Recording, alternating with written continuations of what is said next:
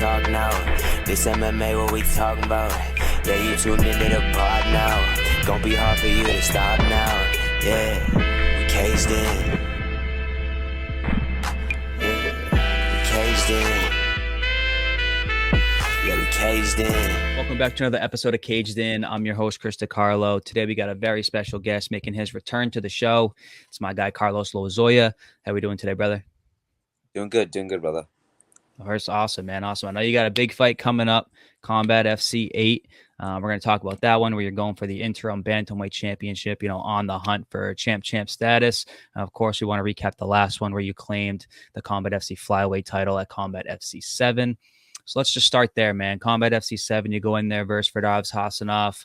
You win the Combat FC Flyweight title via second round TKO. How'd it feel to go in there, man, get the victory and get that belt wrapped around your waist? Man, it felt good. I think it felt, I know, it just felt good, to go against, for like a little adversity and, to get the finish right after. So I mean, I've had that, like something similar like that before where I got caught and I had to like trail back and get a finish. But like, I know I have it in me. It doesn't bother me. Like, to me, it's a fight, shit happens. But no, it felt good, man. It felt good with all the guys in my corner, Tyson, Connor, Nick and Tom, Valdine. It just felt good. It's like, like the belts are cool, but to me, it's about I just want to fight, that's all it is. So, but it was good. It felt good. Awesome, man. I love to hear that. Let's talk about that first round a little bit. It was very back and forth. You had some very heavy ground and pound from Mount. And like you said, he did hit you with a couple shots standing up. How badly were you hurt in those exchanges? And how were you able to turn that around and find success at the end of the round? I think the weight cut, dude, I think going to 25, I think it definitely fucks with my head a little bit. As in like taking damage. Not to say that those shots were great, man. Firdavs has a killer instinct. There's always something special about every single person I fight. Firdavs specifically, man, he has a really great instinct, and that's one thing I can appreciate about him. But no, like, it is what it is, I know I'm conditioned. I know, I didn't really feel it, if that makes sense. Mm-hmm. I remember seeing it. But yeah, I think I just got complacent, at 25, I always like I'm a big 25er, so I feel I can walk people down aggressively, and it just puts me more at risk. But it is what it is. It's I gotta give people a little bit more respect. I don't think I gave Firdavs the respect, in that first round. I just wanted to immediately start trying to melt him. But I have 5 rounds to do that, so it is what it is. Of course, man. And then in round 2, your top control and your ground and pound was relentless. That round was all you. Once you got him in that crucifix position, did you know that was kind of the beginning of the end for him? And were you expecting the ref to kind of stop in there once you had that dominant crucifix position and you were landing those elbows? I knew it was the beginning of the end. I didn't think he was gonna end it right there. Mm-hmm. I heard him telling Firdavs to protect himself. So I tried to go harder at it. But as in I knew it was the beginning and end, as I could feel him slowing down significantly. Just him carrying my weight and just getting hit over and over. I knew even if he got to the 3rd round, I knew he wouldn't be the same Firdavs in the 3rd round as he was in the beginning of the first, if that makes sense. And Mm-hmm. I still felt fresh, so in that sense, I knew that the fight was gonna be over really soon. Just because of the energy, I could feel him start zapping. But I heard the ref to tell him protect himself, and I was just try to do it a little bit more, a little faster. Right. And he stopped it. It is what it is. For sure, man. And one last question about Combat FC 7. Now that you've had time to look back on that fight, watch it, reflect on it, did anything about Firdavs as an opponent surprise you? And, looking back on it, would you have changed anything about your performance? Is there anything you wish you did better? no, like I said, man, his instincts really well. Uh, he likes to counter people's jabs a lot. Mm. I don't really watch too much film on Firdavs, but he likes to slip and then just rip a hard right hand. He's like kind of a little deceptively long. I remember when he hit my forearms.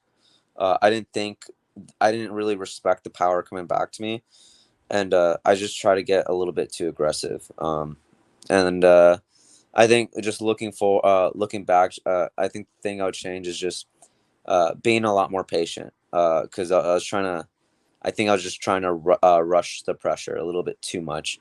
But because I was still touching him, but I was just being too aggressive about it, and I put myself at risk a lot, so I think that's the one thing I'd change. Other than that, I really wouldn't change too much more. It's the way I fight, that's how For I sure. fight. For sure, man. Well, once again, man, congratulations on capturing that flyweight title. Let's get into Combat FC8, man. You are going in there versus Tom Picciano, who is 5-2 as a pro. You guys are going in there for the interim bantamweight championship. I know that the current bantamweight champion is Ashik Ajim, but how did this interim title come about, man? When they brought it to you, kind of how did this whole situation come up?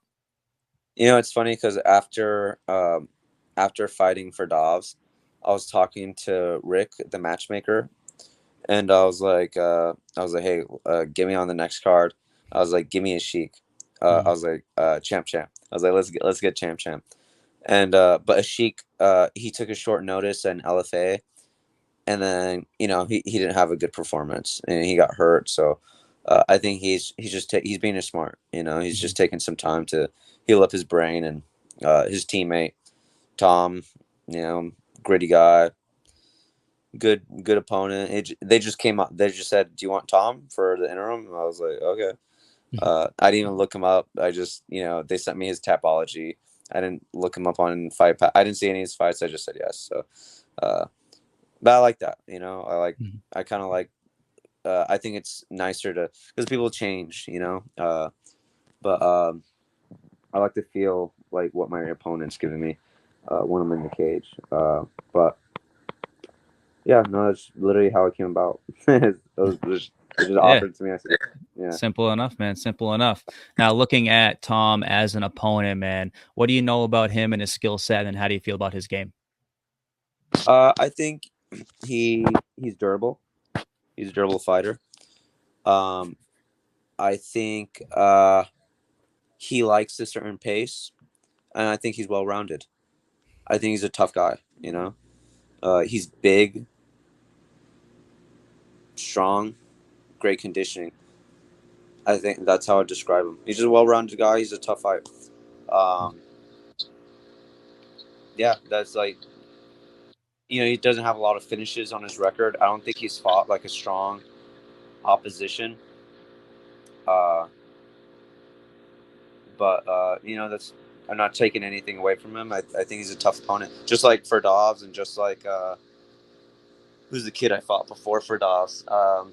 Fuck, I forgot his name. That was Chris. There you go. Yeah, just like Chris he's also a very durable guy. He went 5 with the guy that's in the UFC now. That's from Longos. He's a durable dude, but like just like Chris, I think Chris is also durable. I think Chris is like a better wrestler than. I think Tom's a better wrestler than Chris. Sorry, I think I lost you for a second. No, I think they're very good. similar. Like Chris is very similar to Tom, as in like, but he's like not as an athletic version of Tom. That's how I describe Tom. Tom as a fighter. To me, it's the same fight. I'm just getting a more athletic version. There you go. Yeah, for sure. Stylistically, when you break this thing down skill for skill, where do you see yourself having the biggest advantages versus his skill set? I think definitely in the grappling. I know he was wrestled and stuff like that. But it's just different. Everyone thinks they can grapple with me just like I think I can strike with everybody. You know, it's just different, man. Like I think he's gonna be surprised when I grab him. I think he's gonna be surprised. I know he's like, oh, he's a 25er moving up to 35, but this is gonna be my 12th pro fight at 135. Yeah, this is gonna be my 12th pro fight at 135. So, I feel like I'm a lot more used to fighting 35ers than 25ers. I don't, even though I'm a short guy, but I think he's gonna be surprised when he feels me. It's just different, I have a lifetime of grappling, a lifetime of wrestling, and yeah, he wrestled, but it's gonna be a lot different than what he's maybe used to. And then obviously, I think he's probably gonna have some success. Standing. I don't think he's a great striker, but he likes to strike. But yeah, I think he's well rounded. Like I've seen him take shots and stuff. So, no, I don't know how the fight goes, but I know one thing: if I take him down, it's gonna be a hard night for him. Even if he gets back up. So, yeah. If he can stop my takedown, he'll probably beat me. But if he can't, then I'll probably beat him. That's the name of the game with me. If he could stop my takes, he'll probably beat me. So I think that's what it is. There you go, man. Simple. With a win, man, you'll have 2 Combat FC titles to your name. What would it mean to leave that arena on September 13th with 2 belts on your shoulders? I mean, it'll be cool, man. Like I love Combat FC. To me, like, they've shown me so much love. They're a great promotion, man. Like I like Rick. I like Joe Cav a lot. To me, they're fans. Like they're fans of the sport, and I don't see that with other promotions. Like even the promotions that everyone's crazy about because they have a big following. Like I don't see that. I love Combat FC, man. It's it'll make me happy that I can represent as like a champ for them, a UFC Fight Pass league, and yeah, I don't really care about belts, but it's just, it is what it is. I think it'll just give me more recognition, and for the people in New England, like because people don't really know me, and except for the guys who are kind of in the MMA scene, a lot of guys don't really know of me even. So, I think Champ will put a good stamp on my name. For sure, man. I agree with you 100% there. And then my go-to question, man, as always, what can the fans in Wilmington and the many that are tuned in on UFC Fight Pass expect from Carlos Lozoya once the cage doors lock on September 13th? Man, I know one thing for sure, just from looking at Tom. I think his biggest attribute is his will, his grit, and his willingness. And I think matching that with my will, my grit, and my willingness, I think it's just going to make for a fucking bonkers fight, man. Like mentally, I'm just preparing to leave my soul there, and I hope he's mentally ready for that too. And I think it's going to be a good fight. I think if he thinks he's going to put me in deep waters, I think the same thing, man. I think I'm going to put him in some deep waters. I love when I can get a grinder and outgrind them. Like, I love feeling someone break. And I think that's going to be something that I'm really going to enjoy, It's going to be fun. I think it's going to be just a high-paced, crazy match. That's what it is. For sure, man. I can't wait to see you guys get in there and scrap it out. That's for sure. This will also be your 3rd fight for Combat FC this year. With the win, we talked about it. You will be the champ, interim bantamweight, and the flyweight champ for Combat FC. Could we see you possibly get back in the cage before the end of the year? Maybe a title unifier versus Ashik. Could that be in the works as well before the end of the year? I don't know what Ashik's schedule looks like.